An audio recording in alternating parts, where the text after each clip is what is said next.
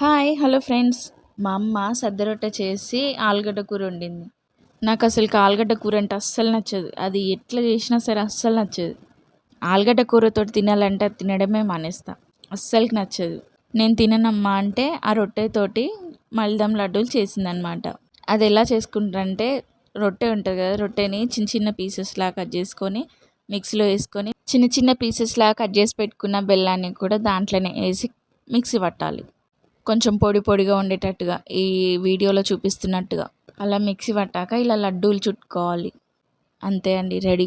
అట్లా చేసుకొని తినడమే. ఇంకా దీంట్లో ఇలాచీలు వేసుకోవచ్చంట, డ్రై ఫ్రూట్స్ వేసుకోవచ్చంట, మన ఇష్టం ఇక. కానీ నాకు ఇలానే ఇష్టం, సింపుల్గా తినడం. మీరు కూడా ట్రై చేయండి ఖచ్చితంగా. టేస్ట్ మాత్రం సూపర్గా ఉంది. మీరు కూడా ఎప్పుడైనా ఇలా ట్రై చేశారా? ట్రై చేస్తే దీన్ని ఏమంటారో కామెంట్ చేయండి. వీడియోని చూస్తున్నారు కానీ లైక్ చేసుకోవట్లే, సబ్స్క్రైబ్ చేసుకోవట్లే. ప్లీజ్ లైక్ చేయండి, సబ్స్క్రైబ్ చేసుకోండి మా యూట్యూబ్ ఛానల్ని.